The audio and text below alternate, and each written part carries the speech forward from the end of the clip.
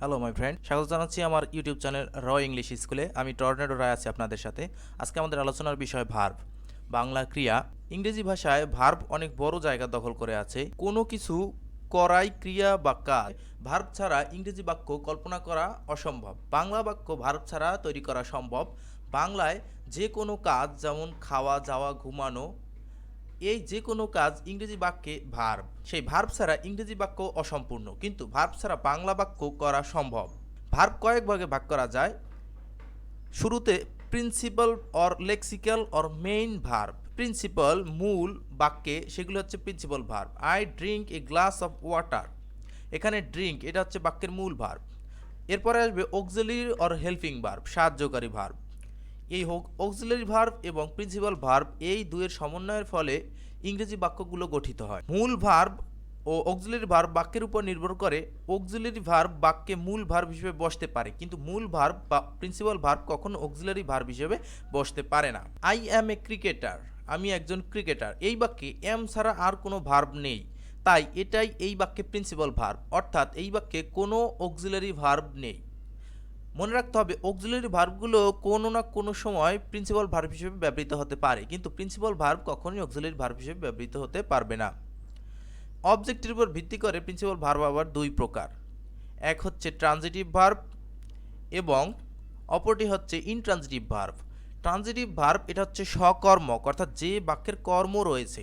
এই ট্রানজিটিভ এবং intransitive verb বা ইনট্রানজিটিভ বা ট্রানজিটিভ বাক্য আমরা সবচেয়ে বেশি পাবো ভয়েস চেঞ্জ করতে গিয়ে, কারণ ইনট্রানজিটিভ ভার্বের ভয়েস চেঞ্জ করা সম্ভব নয়। এই বাক্য অবজেক্ট ছাড়া অর্থ অসম্পূর্ণ থেকে যায়। যেমন শি রিডস দ্য বুক, সে বইটি পড়ে। যদি এখানে বলা হতো শুধু শি রিডস, সে পড়ে, অর্থ হতো, কিন্তু একটা বিষয় আমাদের মনের মধ্যে থেকে যেত যে সে কি পড়ে। যেমন হি গেভ, সে দিয়েছিল।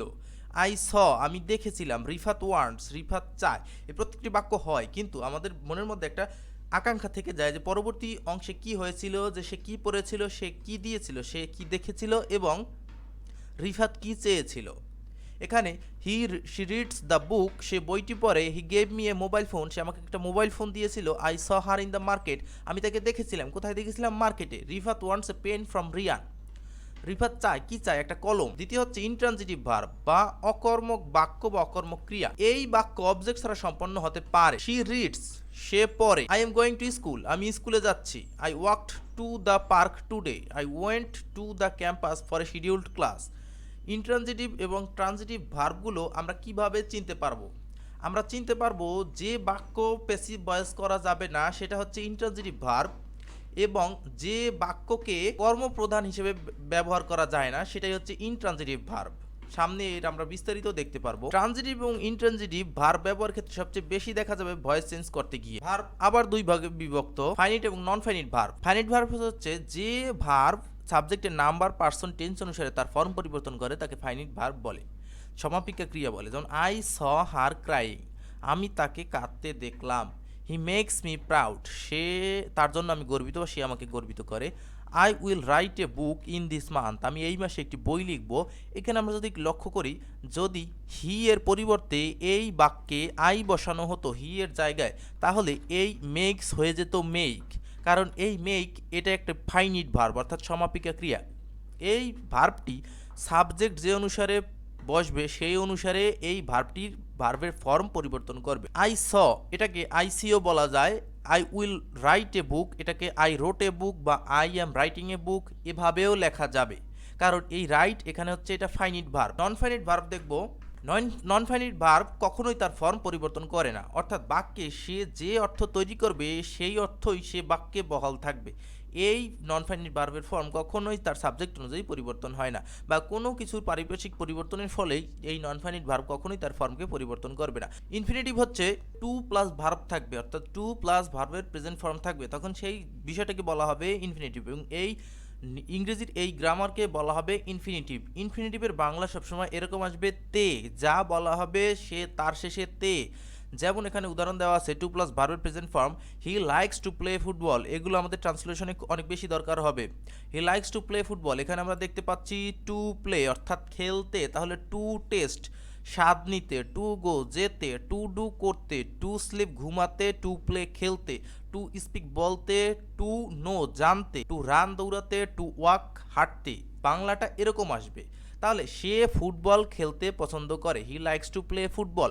এখানে যদি বলা হতো সে ফুটবল খেলা দেখতে পছন্দ করে, তাহলে আমরা বলতাম he likes to watch football match.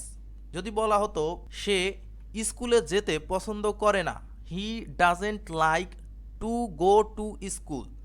এই যেখানে টু গো এর বাংলা আসবে যেতে। Honey is sweet to taste, মধু খেতে মিষ্টি লাগে। এরপর আসবে জিরান্ড। ভার্বের প্রেজেন্ট ফর্মের সাথে আইএনজি যোগ করে জিরান্ড গঠিত হয়। জিরান্ড নাউনের কাজ করবে, জিরান্ড নাউনের কাজ করবে, সবসময় মনে রাখতে হবে। এরপর আরেকটা আমরা পাবো, সেটা হচ্ছে প্রেজেন্ট পার্টিসিপল।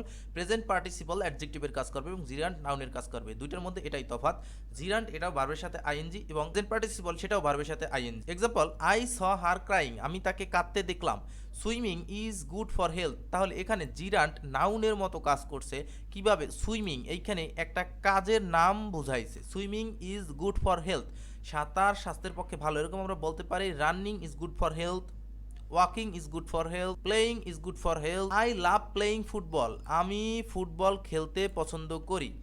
এখানে বাংলা আসছে খেলতে, তার মানে এই না এটি ইনফিনিটিভ হবে যে টু প্লে, এরকম না।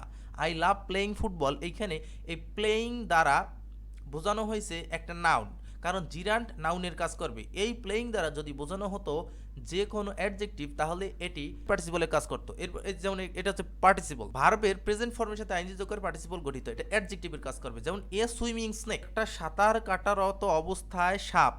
Bit him in the leg, সাপ একটি সাপ সাঁতার কাটারত অবস্থায় তার পায়ে কামড় বসায়। Don't put your hand into boiling water, যে পানি ফুটতেছে, বয়লিং ওয়াটার একটা অবস্থা প্রকাশ করছে। আর আমরা জানি যে কোনো অ্যাডজেক্টিভ অবস্থা সংখ্যা দোষ গুণ ইত্যাদি প্রকাশ করে। Don't put your hand into boiling water participle, কারণ বয়লিং এই বাক্যে এই বয়লিং দ্বারা বোঝানো হয়েছে যে কোনো অবস্থা, পানির অবস্থা। এ সুইমিং সেনে একটা সাঁতার কাটার মতো অবস্থার সাপ। জিরান্ড ইংরেজি বাক্যে অনেক বড় ভূমিকা পালন করে, তবে কন্টিনিউয়াস টেন্স, জিরান্ড এবং পার্টিসিপলস এর মধ্যে তালগোল পাকানো যাবে না।